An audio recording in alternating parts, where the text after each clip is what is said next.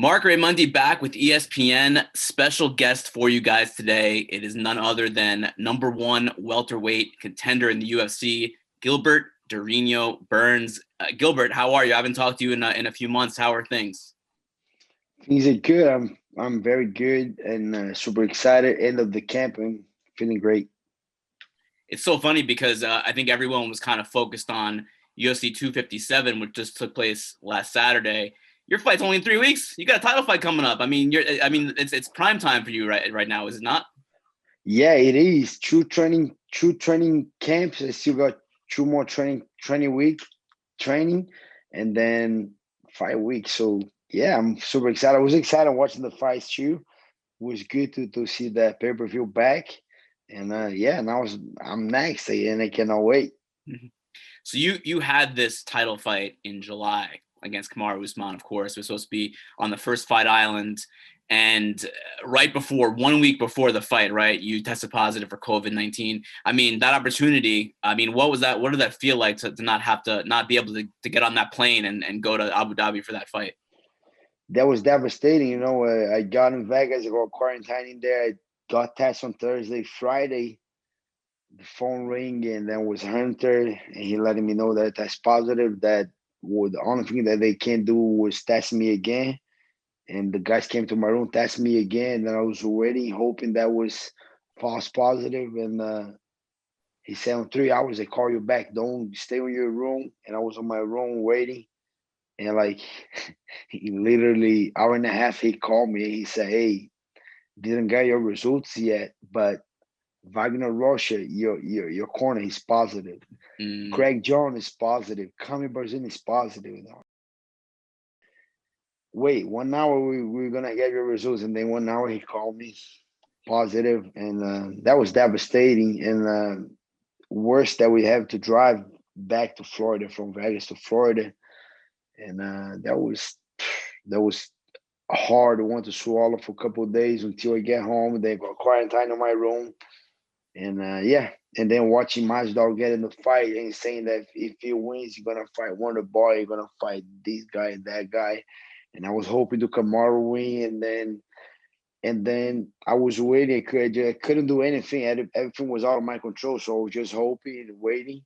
Dana said multiple times that I'll be the next. So Kamaru beat Masvidal. Dana said that, but then from out of nowhere comes Shimaev comes and becomes a good contender and got a fight with Leon Edwards. And then when they got that fight got booked, I'm not gonna lie, I was very nervous of if that guy, I don't know, if that guy go out there and dominate Leon Edwards and ask for a title shot. I was very afraid. So that fight didn't happen. That was a little bit more relaxed. Then I got a confirmation date. Took a lot, but then I got the contract. So now things the light came back to my life. But on that meantime, I was training a lot, getting better, got a lot of I always have the big goals, but I need those small goals on between. I did a lot of small goals with my coach, focus on boxing, focus on wrestling, focus on jiu-jitsu for that amount.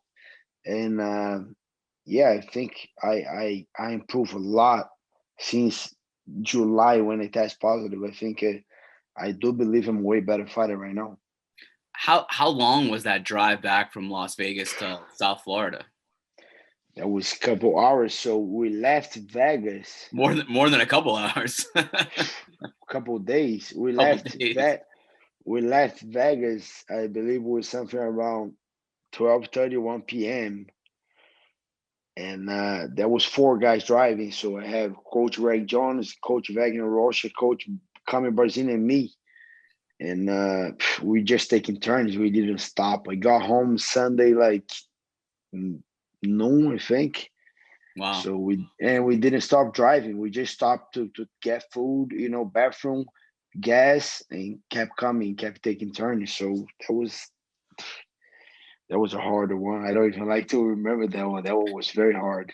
What's even going through your head, because you have this big opportunity in front of you, and now it's lost and someone else is getting on the plane in your place, and you're on the road, in the middle of nowhere in America, in a car with three other guys. Like, what's going through your head? I was devastated. I was trying to understand why that was happening. and then was a roller coaster because nothing on my life was given. I'm not saying, oh, I suffered more than no, but nothing was given. Even to start on a sport, I started from a scholarship and get through it, keep getting better, go into competition, do better, and then had a dream to become a black belt world champion. Made it that transition to MMA and fighting. Couple downs on my career, and as soon as I made it, boom, life hit me one more time, and then I was trying to understand the why, like why this is happening. Like that's crazy. I was feeling so good, have a crazy training camp, just beat Maya Woodley, jumped right back in training camp. It was feeling amazing. I was just trying to understand why that was happening, and it was hard. So I tried to keep my mind a little bit more positive as soon as I got home, and kind of right now I feel a lot better because that time was good for my body. I had just 2020 till July. I had three training camps. First one with MMA for 3 rounds, and I just had two training camps with 5 rounds, and that was so hard. Those training camps, and my immunity came down, got COVID. But with that break, resting, then coming back, doing a lot of strategy, how do I get better? So I try to grapple UFC. Hey, you cannot grapple anymore. We don't want to risk your fight one more time. So we're not grappling. You're not allowed to grapple. And Wait, then when did they say this? uh I got I got multiple offers to grapple. Oh, And you mean like a then competition, like sure, yeah, submission underground and outside. that? Yeah, those Yeah. submission underground, who's number one couple, they say, no, we're not grappling. We're not gonna risk. And then I kind of understand, but that was a little frustrated because I'm a guy that I need to stay busy. I need to do something. I need those for sure. I have my big goals, but I need those small goals like 3 weeks. So and then I sit down with my coach and we did the same amount of goals into little things that I think it didn't have cover uh, at my fight if I had fight July 11 because I was just fighting.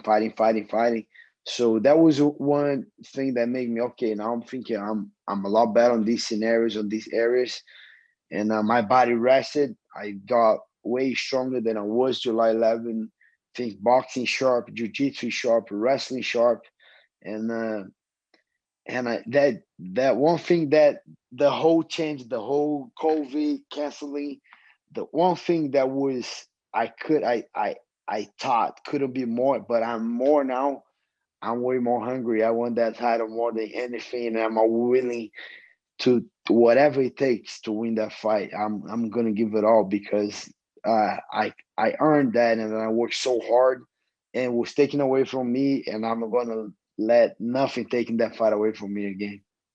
What did you think of Usman's performance against Masvidal in that fight? I think Kamaru was very disciplined. People don't realize that when they changed the opponent, well, no, oh, Masvidal was taking the fight on short notice. But for Kamaru too, he trained for a whole different guy. Now he's fighting this guy that's the style is different. That guy's a little bit more danger on the hands, very experienced, very scrappy. So I think he was very disciplined to if I gotta pick a word, I think it was disciplined. He didn't take good risks. He was there, took him down right away, control a lot. He saw that Masvidal was very scrappy on the ground, throwing elbows, being very active. You know what? I'm gonna just hold that guy on the cage, and that worked. And then when he felt comfortable, he tried to strike a little bit. He didn't feel comfortable. He boom went back to the cage. I think he was very disciplined with a lot of things that was going on. He just started his camp in a different gene, and then he fought in a new guy on a week notice. I think he was very disciplined and very smart, keeping the belt. Have you seen Kamaru at all in Florida? Has he been to the gym? I mean, have you run into him at all? I ran to him September, I think, when he went to the gym. That was the last time that he went to the gym. He went there, got one practice going. Yeah, and things got a little weird. We're fighting each other. We're not gonna play, you know, ping pong, or we're not gonna play against each other. We're gonna beat each other up. And for sure, I saw him on the gym. I was expecting that. I think that was even a little mind game that he was playing. But man, that guy's gonna show up here one day. And then I was hoping, I was waiting for that. So when he got there, I say, "What's up, buddy? How you doing? How's everything?" And then he said, "How's COVID?" I said, "No, I'm good. No COVID anymore." And then that's it. I just give my routine, warm up normal. He joined the team. He trained a little bit more with the coach and one guy on the corner, and I just did the session. And that's it. Like very professional, but nothing too friendly, too, hugging, nothing like that. Did you not like the fact that he did that? Because you said it may have been some mind games. Like, did you not appreciate that he came? I mean, I don't care. He still can come. That was his team, but I felt that he wants to play a little bit of my reaction, make me a little, I think that was the case, that he was kind of playing with that a little bit, but I don't mind. I was expecting that, and nothing against him. He can We can train together multiple times. I don't care. We at the fight night is different, and then I love it. How long have you actually known Usman? I know Usman since 2012 when I moved to the Black Zillions, and Wow. so many sparring sessions, so many grappling sessions, wrestling sessions, locker rooms. He cornered me once. I warmed him up before he walked out to his fight with Daniel Maya. I was in the locker room mimicking Daniel Maya, shooting, then doing stuff. And then 2 minutes, start walking. We kept grappling, kept grappling. He was just done and walk out to that fight. So, yeah, I know Kamaru very, very well. Would you consider him a friend? And I mean, are you guys still friends even leading into this fight? We were never. It's hard when I say friend because I believe I don't have a lot of friends. I have a couple friends, a couple people that they're not even on my both hands that I can call friend. But I consider him a friend, but as a great teammate. He was the guy that always gave me a good work. I was seeing the guy twice a day. He's not like a guy that you see on ESPN every single day and work with the guy. That doesn't mean he's your friend, that you got problems, you're gonna call the guy. No, but you have a good relationship with the guy, and then he works very good in that area.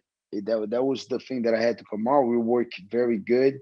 We were kind of captains of the team. A lot of times the wrestling coach has to travel to corner someone. He was running the wrestling class. I was doing the same with the jiu-jitsu class. And yeah, we have a great relationship. And I still have a lot of respect for Kamaru. Would he still be considered part of Stanford MMA? I know that he's going to do his training camp, of course, in Colorado. But like, does he? I mean, does the team still feel like he's part of the team? Because he's been. I mean, he was Black Zillions. He's been with Henry and those guys for the whole ride. I don't know. I don't know. We'll see after the fight. He will always be welcome for sure.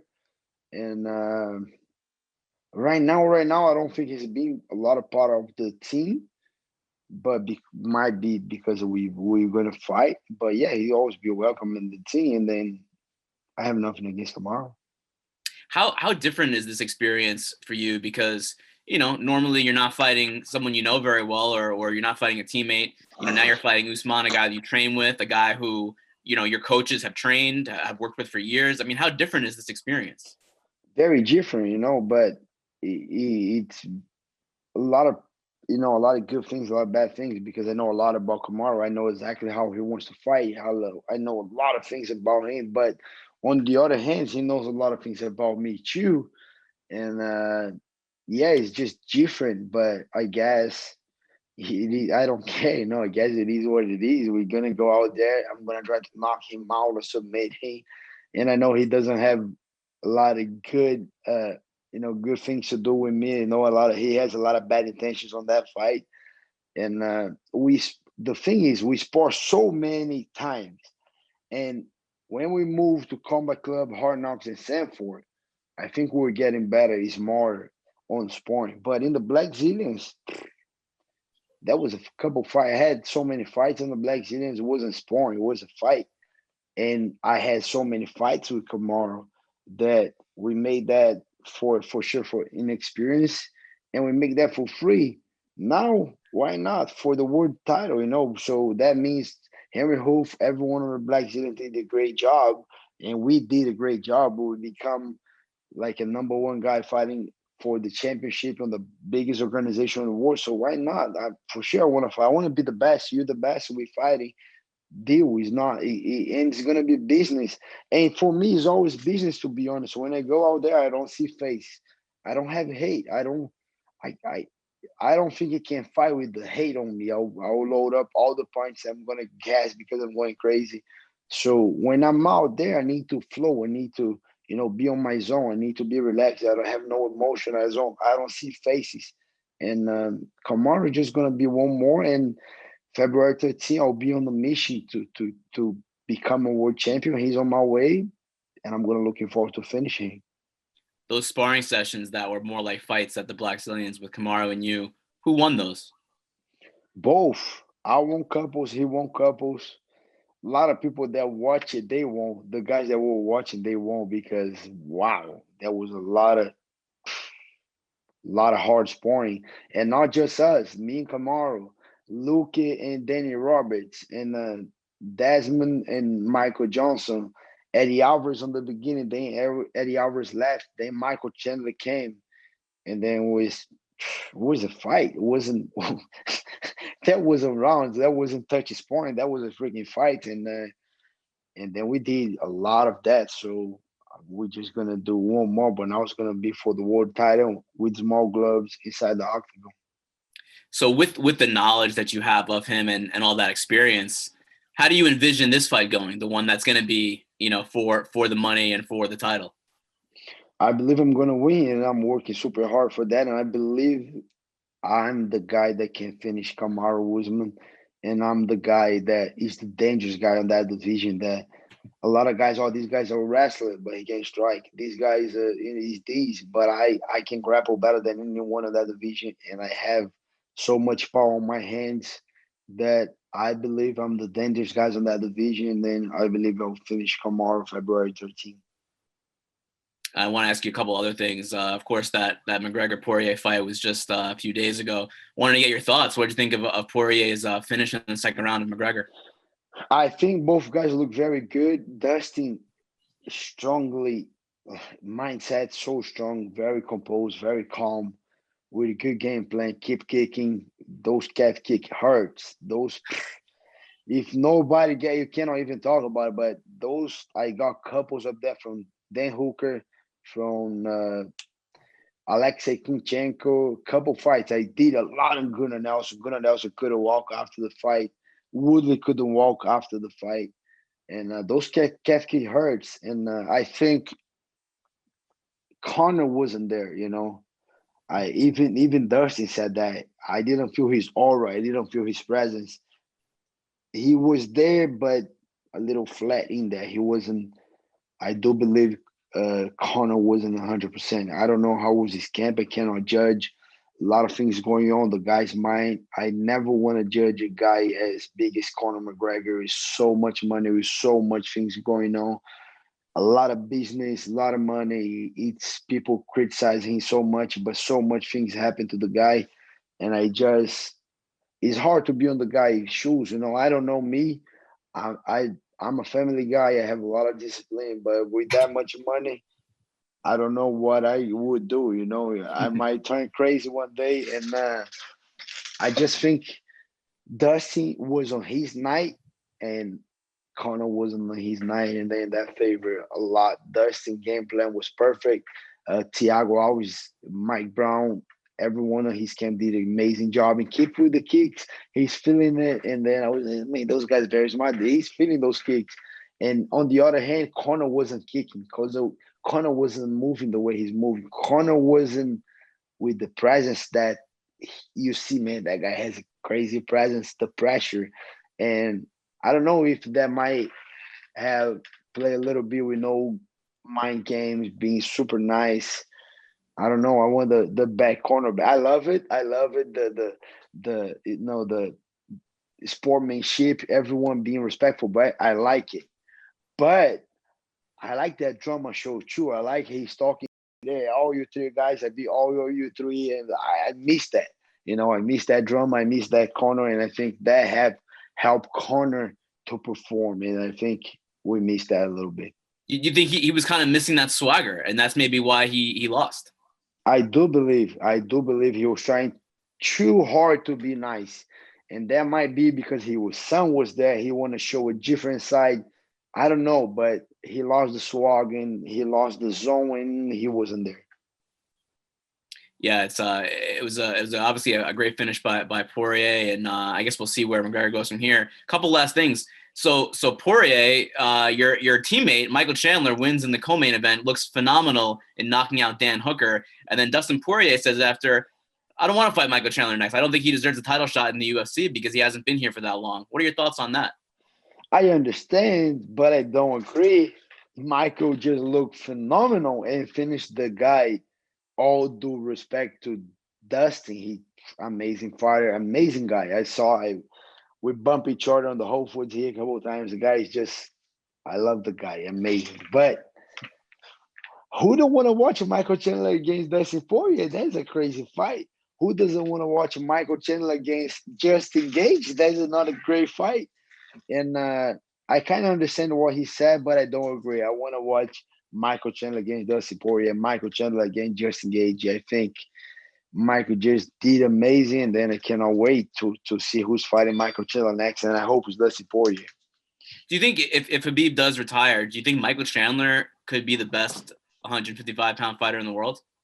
I do believe 100%, and I believe that's going to be next. I don't believe Khabib is going to come back. I don't think he see a big challenge, like he said. He think he's on a different level. He proved that 29-0, promised mom, dad is not there anymore. I don't think he's coming back. And I do believe Michael Chandler has a big chance to be the new lightweight champion in the UFC. Of course, again, thanks for the time. Usman versus Burns, UFC 258, February 13th for the welterweight title. Looking forward to watching that fight. And thanks again, Gilbert. Thank you, Marc. Have a good one, bro. Thank you for watching ESPN on YouTube. For live streaming sports and premium content, subscribe to ESPN+.